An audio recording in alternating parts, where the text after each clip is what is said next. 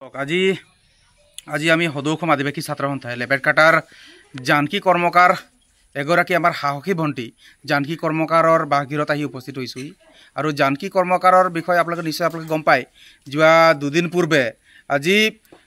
গুৱাহাটীত যি ঝুমৰ বিনন্দনী তাত মাননী মানপত্ৰ বিতৰণ যি কাৰ্যসূচী সেই কাৰ্যসূচীত আমাৰ জানকী কৰ্মকাৰ ভণ্টি উপস্থিত হৈছিল আৰু সেই অনুষ্ঠানত উপস্থিত হৈ তেওঁ আজি আমাৰ আদিবাসী জনগোষ্ঠীৰ যিসমূহ ইস্যু জনগোষ্ঠীটোৰ যিসমূহ সমস্যা সেই সমস্যাৰাজিৰ ওপৰত আজি জানকী কৰ্মকাৰ ভণ্টিয়ে আজি সেই ঝুমৰ বিনন্দনী অনুষ্ঠানত উপস্থাপন কৰিলে বৰ সুন্দৰভাৱে উপস্থাপন কৰিলে। আমি বিশেষভাৱে ছ'চিয়েল মিডিয়া ইনফ্লুৱেঞ্চাৰ আমি অসমত তথা বহুতো দেখিছোঁ, আমাৰ জনগোষ্ঠীৰ ভিতৰত বহুতো দেখিছোঁ, কিন্তু আজি তেওঁলোকে কেৱল নিজৰ যিসমূহ দৈনন্দিন যিসমূহ কাম কাজ সেইখিনিয়ে তেওঁলোকে আজি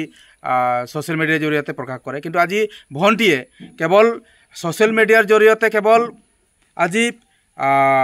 কেৱল নিজৰে কাম কাজ নহয়, তেওঁ আজি সমাজখনৰ বাবে বা আজি নিজৰ জাতিটোৰ কাৰণে তেওঁ আজি কাম কৰিছে। বিগত সময়ত আমি তেওঁৰ ভিডিঅ' পাইছোঁ আৰু যোৱা দুদিনৰ আগতো আমি ভিডিঅ' পালোঁ যে আজি তেখেতে কৈছে যে অতি শীঘ্ৰে আমাৰ জনগোষ্ঠীটোৰ যি যুগ দিন ধৰি যি বসবাস কৰা যি আমাৰ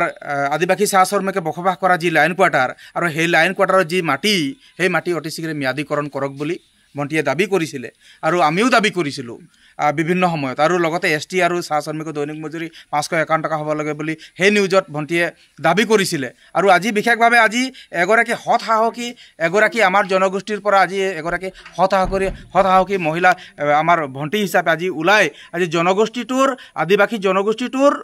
সৰ্বাংগীন উন্নয়নৰ বাবে জনগোষ্ঠীটোৰ আজি যিসমূহ দাবী সেই দাবীসমূহ আজি চৰকাৰক তেওঁ দৃষ্টিগোচৰ কৰাইছে। আজি ঝুমৰ বিনন্দনী এটা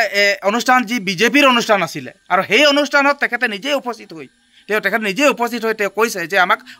ঝুমৰ বিনন্দনীত আপোনালোকে যি 25,000 টকা অসম চৰকাৰে প্ৰদান কৰিছে সেয়া ঠিকেই আছে, কিন্তু কেৱল 25,000 টকা দিলে নহ'ব। 25,000 টকা দিলে নহ'ব, আমাক যদি হিমন্ত বিশ্ব শৰ্মাই